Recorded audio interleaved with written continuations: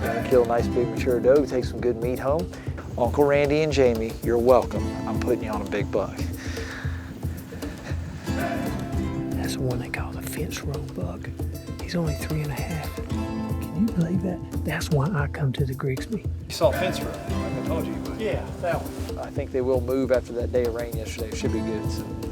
All right, I just called Andy and we are gonna run into the shop here. He's trying to get caught up on stuff. They're running all over the farm trying to get things done because there's a big front coming in. There's more deer coming out right now. There's more deer coming out.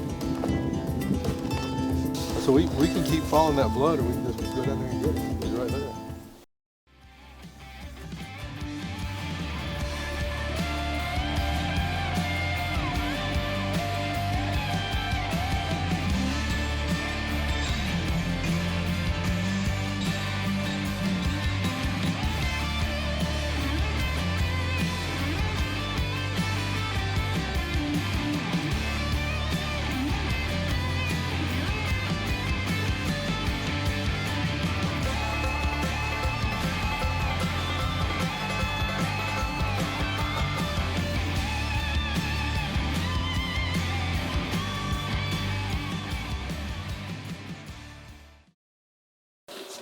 Guess what I saw tonight? I saw a buck had more tines and splits, and it's huge. You saw a fence row then, like I told you. Mike. Yeah, that one. Split two, split threes. Oh, yes. Beams the end of his nose. Yeah, it's like his horse is Gonna be an absolute giant when he's yes. old enough. Oh, yeah. You sure he's 3.5? You're the one that said he was, last year, you saw that deer 100 times and said, when he's old enough, can I shoot him? And I said, how old do you think he is? You said 2.5. So that means he's 3.5. That means he's a couple of years away. But he is the biggest 3.5-year-old on this property. Oh, beautiful deer. So you agree with me he's 3.5? I'm going to agree with you this time. Because I did call him 2.5 Last year. last year. All right. That is a giant buck. That's what it's all about here, because we're able, because it's such a big property, you know, we're fortunate because we have control of a big block. And with all the food we grow here and all the crop that the Grigsbys leave for us, and then all the food plots they help us plant, they can get big and they can make big jumps from 3 to 4 and 4 to 5 and 5 to 6. So maybe 3 more years you can shoot that buck. I'm taking you up on it 3 years.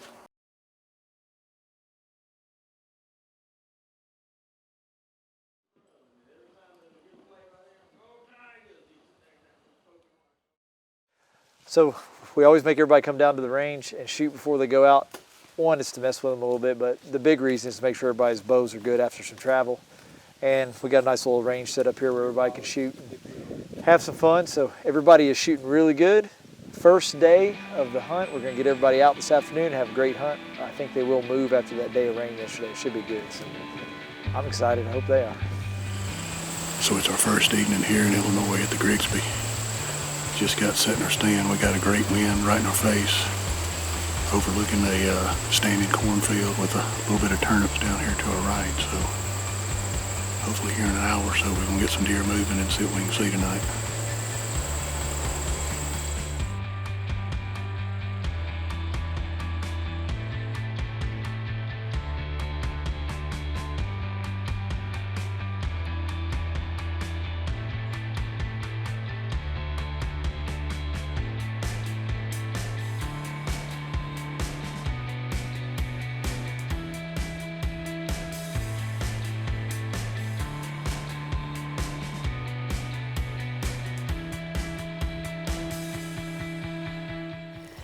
So first evening here in Illinois.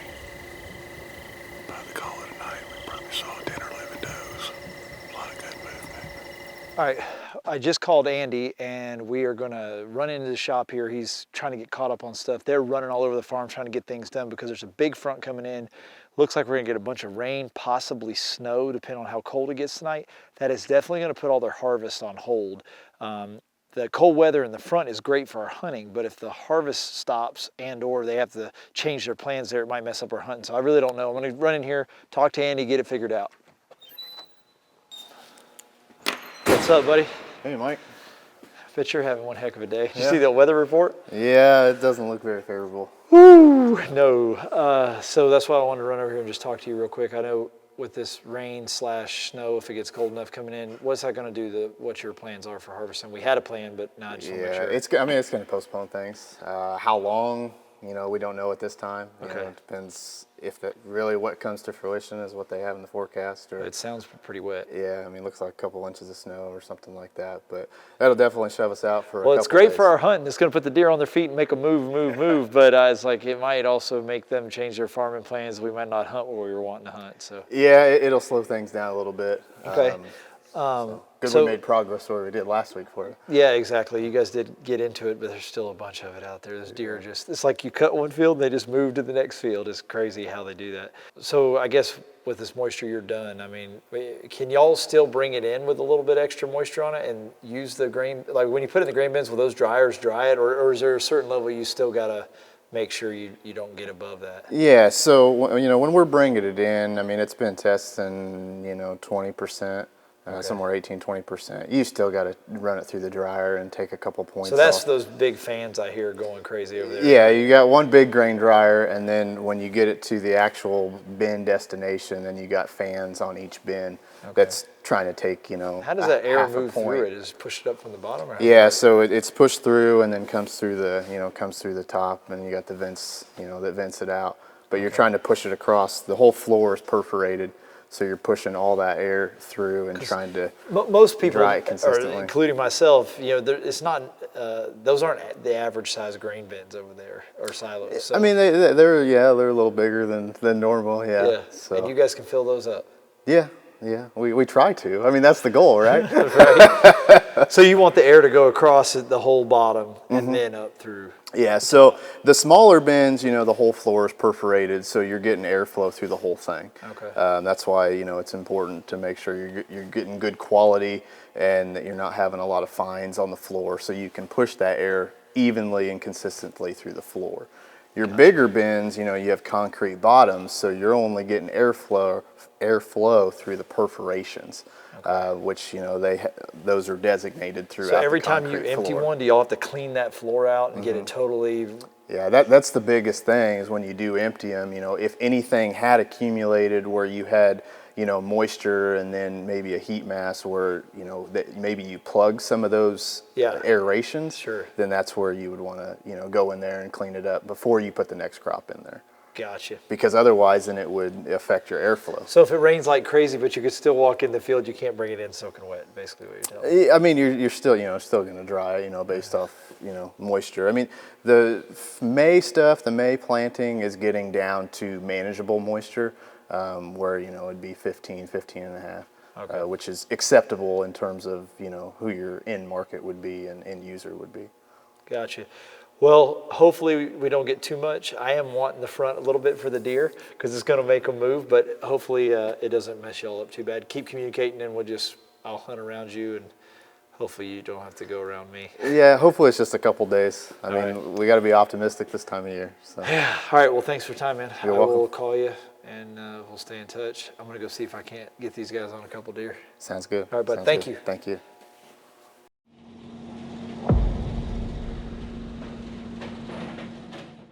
The rut is finally on here at Grigsby. Bucks chasing does like crazy. Hung a couple new stands the other day, and I always like to have mowed walking paths in and out of the stands where I can, especially into the timber or through CRP grass or the tall grass on the edge of these fields. That way my guys can get in and out super quiet. I got the little 1025R tractor here, and I got my bush hog. I want to show you though the quick hitch that I got from Sloan Express. Real simple. We've all fought it where it's tough to get a 3-point hitch on a big tractor or small tractor where you have to back up if you're by yourself. This is real simple. I backed up, I've already got it hooked. So I literally just lift up on the hydraulics until this slides down into the hook on all 3 points. And then I just shut it and that pin right there locks it in. That's how simple that is. And one of the coolest things on this little rig is that quick connect that the PTO's got. I literally push that button and slide the PTO on. No more fighting to set up a PTO. So between the quick hitch and the quick connect, this is a really awesome setup. I'm gonna go cut some trails and get these stands ready to hunt. We might even hunt some of them tonight.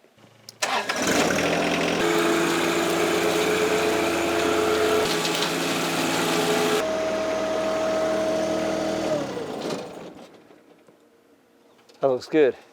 So like I was saying, you know, we like to have these walking trails cut going in and out of these stands, keeps everything quiet. We can get in and out real easy, and the deer like to walk them. This little tractor is a perfect setup to do that. So on to the next one.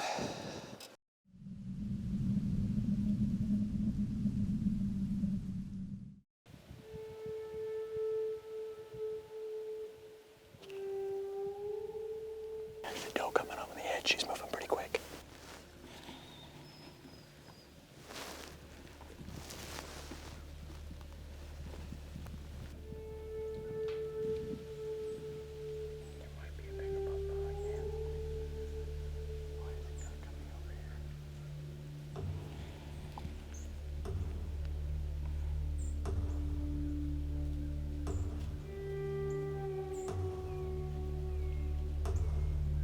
This doe pushed right through here.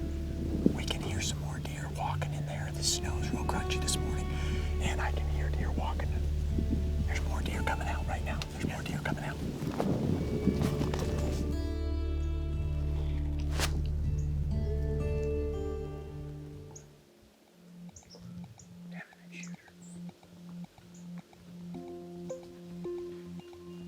There's more deer coming up down there.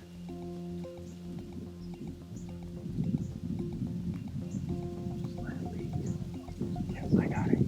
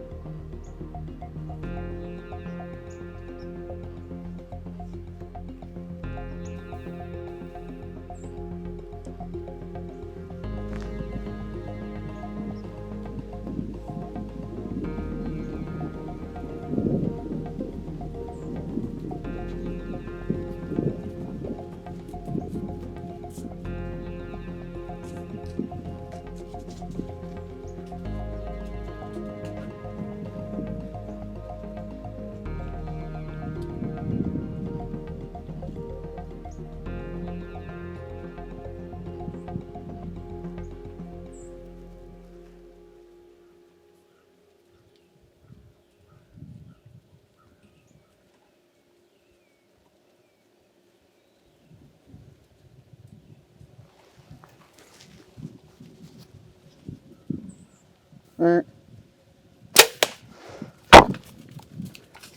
smoked him. Smoked him, baby. Smoked him, baby. Smoked him, baby. Oh, Jesus, God, go down. You will. We just smoked him, baby. We just smoked him, baby. Thank you, Jesus. Oh, I just hope that I can find a way to give God the glory through that.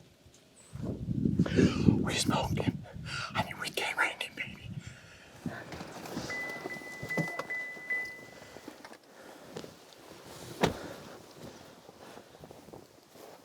Did you shoot something? I shot something. I shot him right there. Cool. What was it? When he popped out, we'd had a doe about 2 minutes earlier come right around and come through here.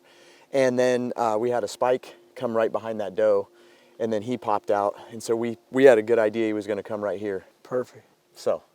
Is he big? He's big. Yeah? Yes. Where was he standing? Right there. All right, show me. Right here. I see the blood there. Yeah.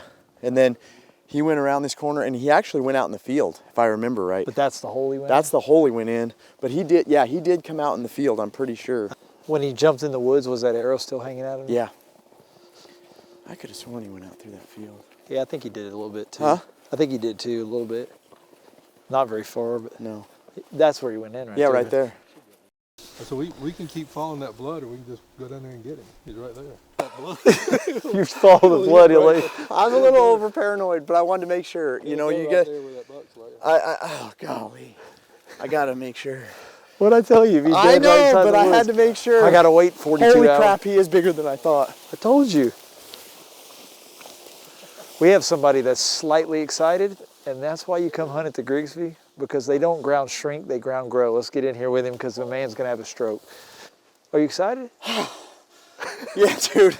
More relieved now. I'm like, I mean, I knew, but I was like, Gosh dang, we heard. He didn't run, but Yeah, he's just 75 yards? 75 yards. I mean, just pinwheeled him. Man, I'm glad you got him. Oh, dude, I am so happy. You want to pull him out of here so we can see him a little better? Not bad, buddy.